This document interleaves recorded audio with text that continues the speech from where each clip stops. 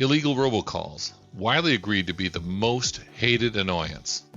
More recently, illegal robocallers have started spoofing their caller ID information, using random numbers similar to your own, evading robocall apps like NomaRobo. The goal is to trick you into answering the call to hear about their latest auto-extended warranty deal. Or maybe it's a bogus credit protection plan trying to steal your identity information.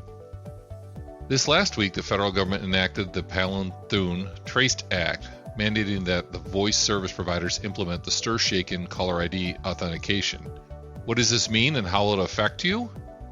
I'm Alan Percy, your podcast host, and during this episode of Telecom Disruptors, we're going to talk with Chris Wendt, one of the few early innovators that started to address the robocall phone number spoofing problem and devise STIRSHAKEN. We caught up with Chris just after the SIPNOC event in Washington, D.C. via conference call.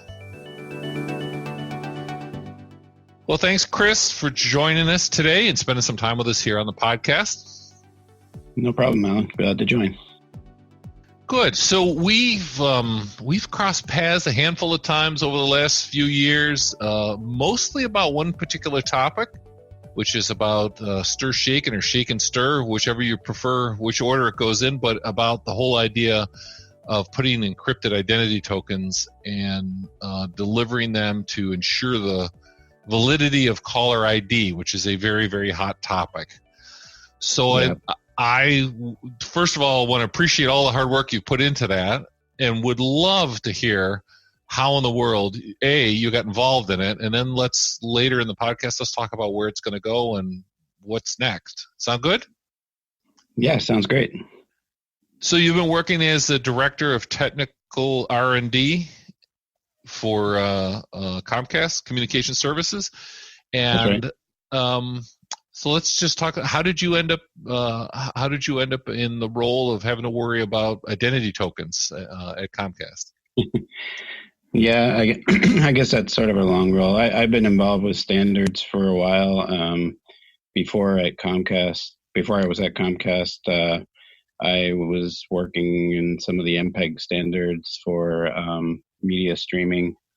And then I sort of got into, it's sort of a long story, but I got into the telecom world.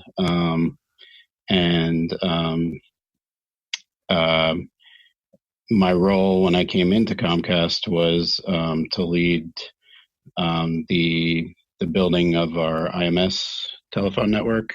Ah, yes. So that was quite a big project to sort of transform our network. But all the while, I got involved in IETF and some of the SIP-related stuff, obviously. But along came the STAR working group, which Henning Schultzerny started, I forget what year it was, 2013-ish, if I remember correctly. I'm bad with dates. Somewhere in there, yep. Yeah, and we started talking in the IETF about how we solved the robocall problem. And then it just so happened that I was getting involved more on a telecom industry point of view with the IPNNI Joint Task Force, which is a standards group that is actually a joint effort between ADIS and the SIP Forum. Right. And, obviously, carriers and service providers and then some of the smaller telecom operators that are represented by the SIP Forum were sort of presented this problem by the FCC. And this sort of all boiled up leading up to what I think it was about 2015, where there was a robocall strike force that was organized by the FCC. And, so then, some of the technical discussions that was happening, really got a big boost for obvious reasons, because both from an industry perspective and a regulatory perspective, everybody knew that this just had to get done, and we needed to organize and get a plan together. And so the Robocall Strike Force really was the start of where this stuff, the rubber started hitting the road. And one sort of interesting story that I think I've told in various forums is we had been working both in IETF and ATIS on this, but we weren't completely in sync. And I think it was at one of the FCC Robocall workshops. My co-author of many of the IETF drafts, John Peterson, and I sort of tried to put our heads together and say, like, how do we make these various proposals work as a single framework? And that's sort of where this name started from, where I had built a proposal on the ATIS side of STIRSHAKEN. I guess it was subsequently named. I forget the timing of that, but it was subsequently named STIRSHAKEN, and then STIR was obviously the working group name, and that sort of came together. I like to say with the cocktail of the solution for the robocall. Actually, more specifically, the call authentication and making sure you can validate the identity of the call. Right. And we probably, for the listeners, should rewind just real quick and just sort of lay out the fact that that what we're talking about, the STIRSHAKEN platform or framework, I should say, is a means within the telephone network to be able to validate that the caller ID that's presented to the network is validated when it is delivered to the termination point, that it's either not molested midstream or it's not falsified in some way, so that the person who originates the call knows that their caller ID is faithfully reproduced at the destination. And those who falsify caller IDs don't come with this validation, but when it gets to the destination. Yeah, and that's a really important point, because I know some of this stuff gets a little in the weeds in terms of like all the cryptography and technology that's going into these things. But the key thing is, like, on the telephone network, we're introducing a layer of security around the identity of the caller, so that you can trust that. Whereas, some of the things that you need analytics and other things on top of that identify, or try to predict the intent of the call or the content of the call, where, even though I might be telling you that I'm Chris Wendt, I might ask you to, give me your credit card, and so I can do illegal things with it or something like that. Right. So it's sort of a, two-pronged problem that we're trying to solve. But the fundamental thing and the thing that's, essentially steering a battleship, 180 degrees is to put this layer of security of the identity, the telephone identity, into the entire telephone network. And and we're on our way to getting that done, actually. Yeah. Amazingly, but yeah, we're actually doing it. So. Yep. So in this, just again for clarification, this is a piece of the puzzle of the robocall solution. It's an important piece. It's knowing that the identity of the individual is either trusted or it's not, because that drives a lot of other decisions downstream. And that's when I get into discussions about the robocall problem. They they somehow think that there's a silver bullet or a wooden stake that we can drive into it. It's not that simple. And of course, whatever solution you come up with, the bad guys can quickly evade it and come up with some other mechanism. But the end result of all this work and the work that you've been contributing is a mechanism or framework that can deliver trusted or attested, as it's called, identities to the destination to make decisions about keeping or discarding or screening calls, or some of these are what you display on the phone, these kinds of things. Yep. Yeah, so I was just going to jump in and just say, so more recently, we were at SIPNOC together, and there were a number of sessions that talked about the implementation of this. And as you say, many of the service providers are beginning to start to use it. And there was a handful of announcements leading up to or at the event about operators who actually were passing attested traffic using STIR. So maybe just quick, we could give everyone an update on that. Yeah, sure. So,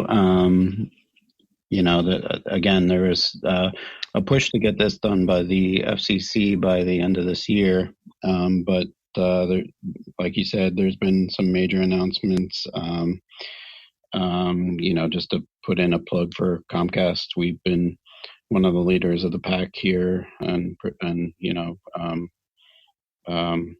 I'm pretty proud of that. But we have a lot of partners that we've made an announcement with, most of the wireless carriers and other providers.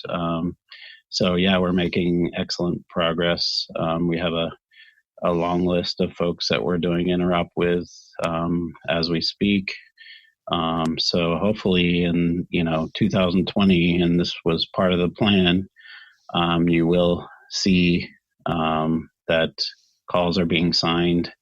I think as we go along in 2020, you'll see indicators. There's already some starting to show up in iOS. I noticed there's some indicators of validated calls. Some of the wireless carriers are actually showing it up on a number of their phones, like T-Mobile specifically. So, I just think you'll start seeing more and more of that as we go through 2020. And I think, the great thing is that as there's more trusted calls, as there's more trusted identities on the network, hopefully the need for the other things will reduce. At least that's my optimistic view. We'll see how things play out. Right. And matter of fact, one of the other milestones was a international call with the CRTC chairman, with Chairman Pai and the FCC, demonstrating international interoperability, which was, again, another huge milestone and desire as part of the effort. Yeah, we worked with TELUS and on the first international call, and I hope that framework expands as well. Yeah. And that first call wasn't trying to sell an extended warranty for a car insurance, was it? No. Okay, just checking. So, all right. So the Shake and Stir, again, that's dependent purely on a pure IP network. Some of the activity from this last conference was really focused on what about the TDM networks or the legacy networks or networks that are not in a situation to be updated. So there's been feverish proposals for something that provides a mechanism to pass these STIR identity tokens out of band. And I know you've had some concern or some pushback on that. I'm just curious, can you summarize real quick where you see the issues or the problems? Yeah, so I think out-of-band STIR is a great solution, a great technology onto itself. I think there's a lot of valid use cases where within a service provider network or VoIP provider network or a TDM carrier that can lead up to a SIP gateway onto the VoIP network. Those are all really valid solutions. Okay.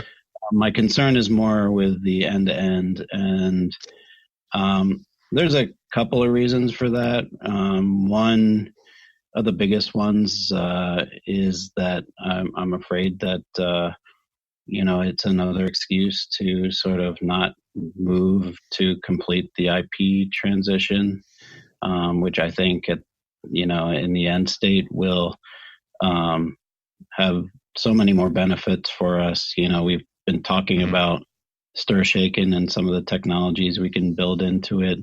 But it's not just about those things. There's, other dependencies that I think are being held up, related to emergency services and other things. And just having end-to-end IP in general is a goal that I'd hate to see, delayed. And I think we heard some indications, like some of the smaller providers and rural providers are making a lot of good progress there. So right. Good. Well, it'll be interesting to see where that goes. And obviously we're watching very carefully. There's a lot of, smaller TDM operators who don't want to be left out in the cold. So it'll be interesting to see where this all goes. Yep. So I want to move on and just talk a little bit. Well, first of all, I just want to say thanks for the work you put into it. But I'm just sort of curious, how do it make you feel when we get to these calls actually start to traverse the network and then this stuff actually starts to work? What does it feel like? Well, yeah, obviously it was a great feeling, great amount of pride that the work that I put in, the work that all of the prominent members of the IPNI and IETF and all the colleagues of those folks put in. There was a big push behind it, so the success factor was hopefully somewhat guaranteed there, but still to go from specifications to products that are working in interoperable networks in just a matter of like 2 years is pretty groundbreaking, I think. And especially in the environment that we're in where there's a lot of legacy equipment and some of those like we just talked about, some of those issues are still going to be there, but we made great strides forwards. There's vendor products available. There's at SIPMOC, OpenSIPs announced that they're supporting it. So it's just great to see the entire community around it get there and get things done. Mm-hmm. Going to be interesting. Hopefully it'll put a serious dent in the illegal and fraudulent robocall problem as we go forward. So cross your fingers here that they don't figure some other way around the thing. So, yep. Anyway, so what's next for Chris then? So what do you, I'm sure you've probably got something brewing. What are you looking at for going forward? Yeah, so more shake and stir to come, I guess. We have the base shaken specifications pretty complete. The next thing that was a big topic of conversation at SIPMOC is the enterprise case, and this is where the cases that both the call centers and legitimate enterprises and the folks that are doing legitimate spoofing basically are really concerned that they want to get their calls picked up on the other side. But it's also the space where the spammers are living. So this is a really important part of the journey to figure out what the right enterprise solution is. We are very excited about something called enterprise certificate delegation, and basically a way that we can provide, and a lot of the small providers and call centers have been asking for a way that they can actually sign their calls directly.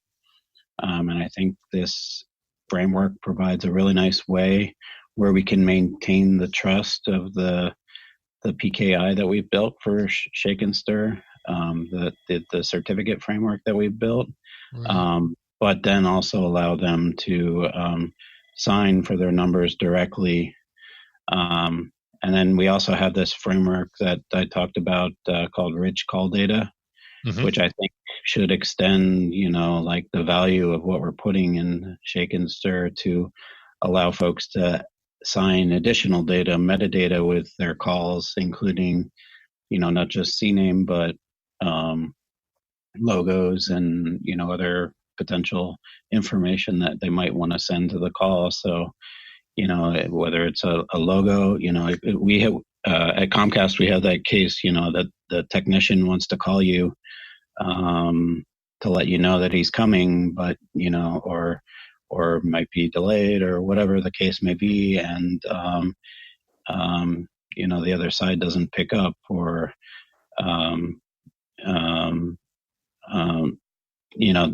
the other interesting aspect of that is like we could display a picture of the tech so the person knows what they're going to look like before they come.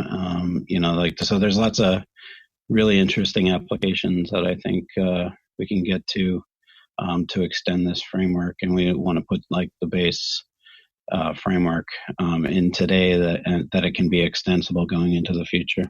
Right. Well, that's great. Sounds like you're going to have your hands full. There's still a ways to go. And matter of fact, I know I got cornered on a number of conversations by enterprises, government entities, et cetera, with some of those issues. So you're going to have plenty of work to do. That's for sure. Yep. We'll be busy for a while, I'm sure. Good. Well, once again, Chris, thanks for spending some time in recording the podcast here today, and all that you do in contributions towards hopefully putting an end to some of the robocalls. Yeah, I really appreciate it. It's been a great journey. Great. Thanks again.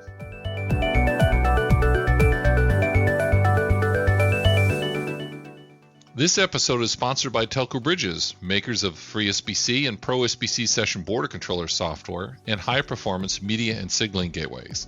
For more on Telco Bridges, visit telcobridges.com. There's more great content here on Telecom Disruptors. Be sure to subscribe, ensuring you don't miss any of the latest news and updates. With that, I'd like to thank both Chris and you, our listeners, and look forward to having you join us on another episode.